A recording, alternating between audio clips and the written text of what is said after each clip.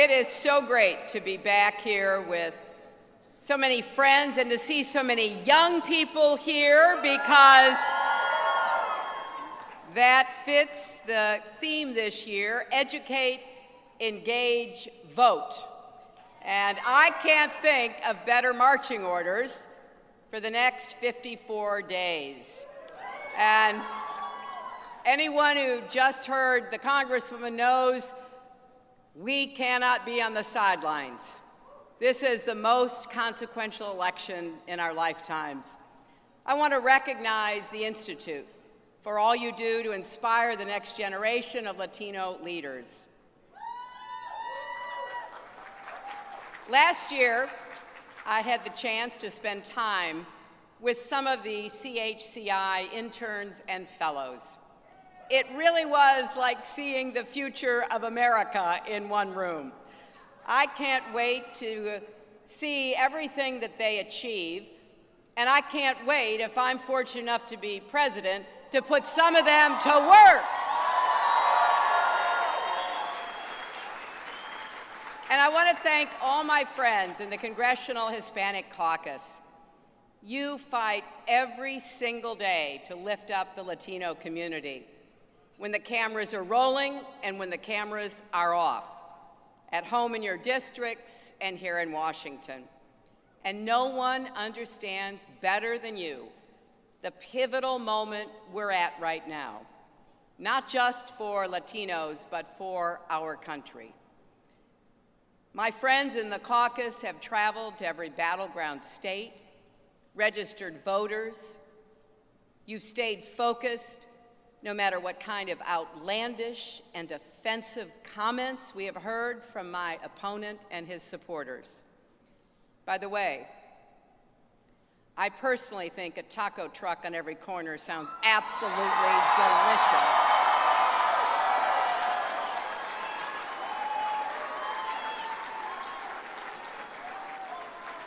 Now, here's a confession. Running for president is never easy, but it shouldn't be, right? But tonight, I have the ultimate challenge, speaking after President Obama. He's always a tough act to follow, in more ways than one. I, for one, don't think the president gets the credit he deserves for rescuing our economy from another Great Depression. Think of what we've achieved these last 8 years. American businesses have created 15 million new jobs since the recession. 20 million Americans have health coverage. And no one has seen a bigger drop in uninsured rates under the Affordable Care Act than Latino Americans. We got more good news this week.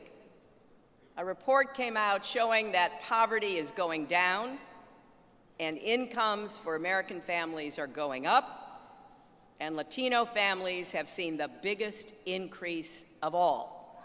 Now, that doesn't mean we rest on our laurels by any stretch. Our work is far from finished.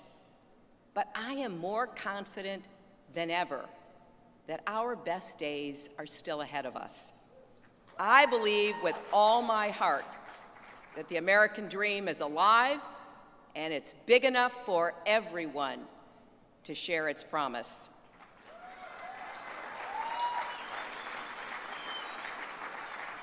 That doesn't mean that lots of people are still not hurting, because I know they are.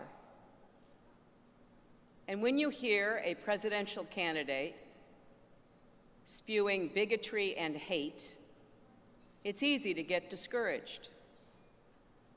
But we're here because we know this election is a choice between not just two people, but two very different visions for America's future. Either we're going to make our economy work for everyone, or just those at the top. Either we're going to fear our differences or embrace and celebrate our diversity. Either we're going to pit Americans against each other, and deepen the divides, or we're going to be stronger together. Today,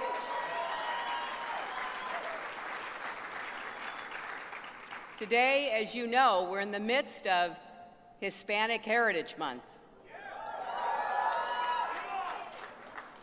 In classrooms across America, children will study Dolores Huerta and Cesar Chavez, Julian and Joaquin Castro, Justice Sotomayor, Roberto Clemente and Lori Hernandez, Gloria Estefan and Lin-Manuel Miranda, and countless others. Names we know and names we might not know, but every one of whom has enriched this country for generations. Whether you're Mexican, Puerto Rican, Cuban, Latin American, Afro-Latino, whether your family just arrived or has been here since before the United States even existed, you're not strangers, you're not intruders, you're our neighbors, our colleagues, our friends, our families. You make our nation stronger, smarter, more creative. And I want you to know that I see you and I am with you. And time and again, we have seen that when we invest in the community, when we make it possible for Latinos to get the health care you need, get the education you desire, compete for jobs, start new businesses, pursue your dreams, all of America benefits. As I said this afternoon in North Carolina, we are in the final stretch of this election, and I intend to close my campaign the way I began my career, fighting for kids and families. That's been the cause of my life. It will be the passion of my presidency.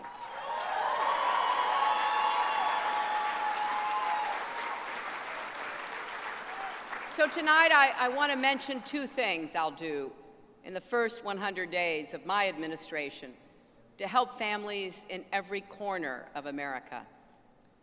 First, we do need to create an economy that works for everyone, not just those at the top. There's something wrong when Latinos are 17% of our country's population, but hold only 2% of its wealth. We've got to work together to connect more Latinos with good jobs that pay good wages, with more opportunities to get the skills they need to go to college, to launch new ventures, to build wealth that can be passed on to your kids and your grandkids. So we're going to make, in my first 100 days, the biggest investment in new, good-paying jobs since World War II. Jobs in infrastructure, manufacturing, technology, innovation, clean energy. And we're going to cut red tape and taxes and expand access to capital for small businesses, including the Latino-owned small businesses that create so many jobs and so much growth in communities everywhere. And I want to give a particular shout out to Latina small business owners.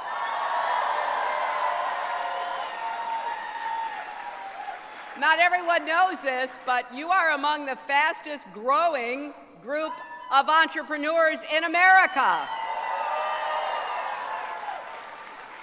And we're going to put families first with new solutions that reflect the way people live and work today. Supporting families with paid family leave, earned sick days, and affordable child care isn't a luxury, it's a necessity. When families are strong, America is strong. And that brings me to another important family issue. In those first 100 days, I will send a proposal for comprehensive immigration reform to the Congress.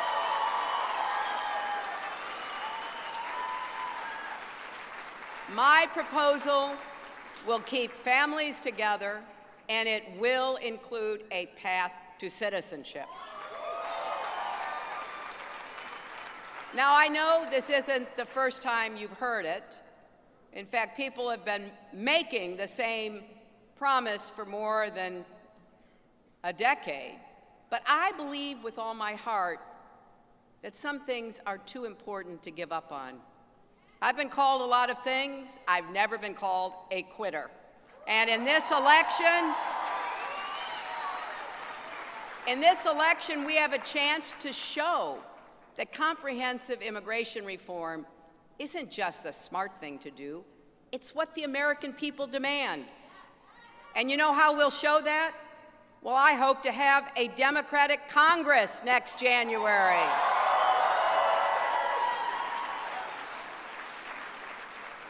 But no matter what, on my first day in office, I will reach out to Republicans and say, this is your chance to help millions of families and show that your party, the party of Lincoln, is better than Donald Trump.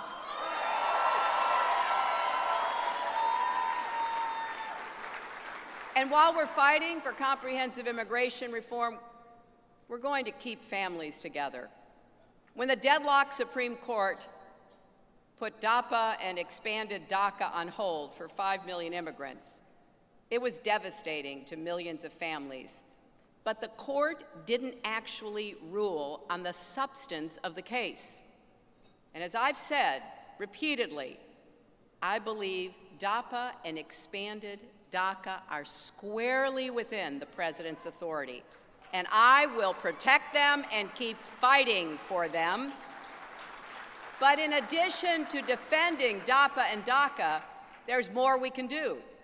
We need a simple, straightforward system where other people with sympathetic cases who are contributing to their communities can make their case and be eligible for deferred action too, like people who experience and report extreme labor abuses. And we won't stop there. We're going to end family detention, close private detention facilities, and stop the raids and roundups.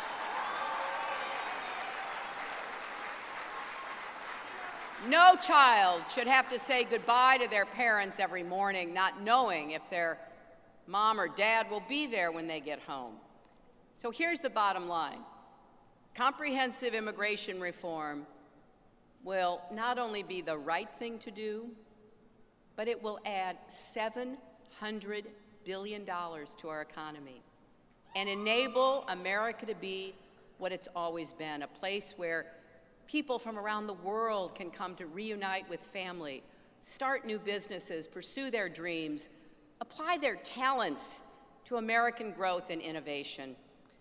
Now, I know this has been a long road, and we wouldn't be where we are today without your persistence and the quiet courage of families in every state of our union. And we certainly wouldn't be here without the bravery of the young men and women who have risked their very place in the United States by coming forward and fighting for their own future and the future of millions of others. They helped change the conversation. And when President Obama created DACA, it changed their lives. Right now, 750,000 undocumented young people in America are going to school, working, and planning for their future. They're dreamers in much more than name. I've met so many. I've listened to their stories. They've done everything we've asked of them and made our country stronger in return. So when Donald Trump promises to rip that all away on day one, when he promises to round up and deport all of the 16 million people living and working among us, including American citizen children who were born here to parents who are undocumented, these are the faces I see. I picture Astrid Silva, who I met in Las Vegas. Many of you know her story. She came to this country from Mexico at the age of 4 with nothing but a doll, a cross, and the dress she was wearing. Now she's in her 20s, advocating for the rights of immigrants everywhere. I picture a young man I never met, whose high school teacher wrote me a few months ago to share his story. His teacher told me that this former student was funny, enthusiastic, and patriotic. He played the drums in the school marching band, and after graduation in 2005, proudly enlisted in the U.S. Army. Before shipping off to Iraq, he stopped by the school so everyone could see him in his new uniform. He was, his teacher wrote, as respectful and optimistic as any student who ever entered my classroom. He was also a dreamer, brought here as an undocumented child. He loved America and hoped one day to earn his citizenship. But in April 2007, while on a mission in Baghdad, he was killed by an improvised explosive device. He was just 19. The Army called him a hero, and he was posthumously granted the American citizenship he'd always wanted. All these years later,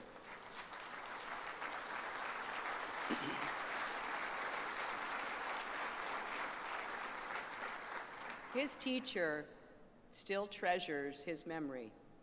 And this teacher wanted me to know, he wanted me to know that despite what Donald Trump may say, immigrants are not rapists and criminals. The truth is, this young man may not have been born here, but he represented the best values of our country.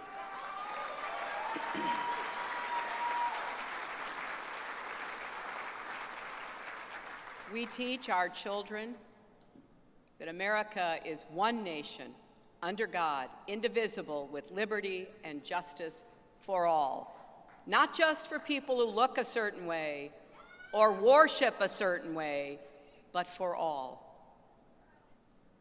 Everywhere I go, people tell me how concerned they are by the extreme policies and divisive rhetoric they've heard from my opponent. From the racist lie about Mexican immigrants that launched his presidential campaign, to his racist attacks on a federal judge. And every time we think he's hit rock bottom, he sinks even lower. His latest target, a minister in Flint, Michigan, who respectfully asked him not to use her pulpit for political attacks. He called her a nervous mess. How insulting, how dead wrong.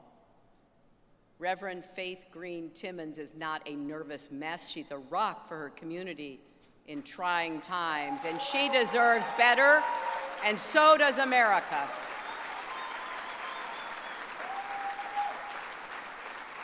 And again today, he did it again. He was asked one more time, where was President Obama born? And he still wouldn't say Hawaii. He still wouldn't say America. This man wants to be our next president? When will he stop this ugliness, this bigotry? Now, he's tried to reset himself and his campaign many times. This is the best he can do. This is who he is. And so we need to decide who we are. If we just sigh and shake our heads and accept this, then what does that tell our kids about who we are? We need to stand up and repudiate this divisive rhetoric. We need to stop him conclusively in November in an election that sends a message that even he can hear. We need to set the kind of example we want for ourselves and our children and our grandchildren. Parents and teachers are already worried about what they're calling the Trump effect. Bullying and harassment are on the rise in our schools, especially targeting students of color, Muslims, and immigrants. At a high school basket game in Indiana, white students held up Trump signs and taunted Latino players on the opposing team with chants of "build the wall" and "speak English." Donald Trump is running the most divisive campaigns of our lifetimes. His message is you should be afraid of people whose race or ethnicity is different, or whose religious faith is different, or who were born in a different country. There's no innuendo or dog whistles anymore. It's all right out there in the open now. So we've got to come back twice as strong and twice as clear. Just this week, a mother in Florida wrote to me about her 11-year-old son, Francisco. He's proud to be American, Colombian, Ecuadorian, and Puerto Rican. As he calls it, a potluck of Hispanic heritage. And Francisco has been following this election very closely, his mother told me. He wears his "Love Trump's Hate" pin every day and refuses to take it off. When his father warned him that might make him a target for bullies, Francisco looked his father in the eye and he said, "I was always told to stand up for myself and what I believe in, and I believe Trump is wrong."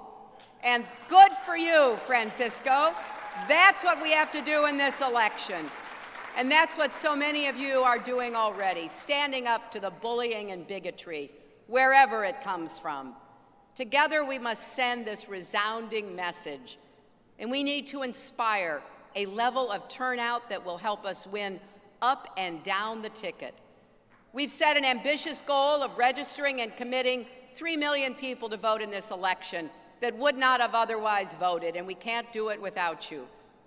Nearly half of Latinos in America are under 35, and we need you to show up and make your voices heard in this election. So we're going to keep asking for your help. Keep hitting the campaign trail. Please talk to your friends, your neighbors, your community, everyone you see between now and November 8th. Tell them to go to HillaryClinton.com or text JOIN, J-O-I-N, to 47246 to get involved. This election is too important for anyone to sit on the sidelines, as we heard from Congresswoman Sanchez.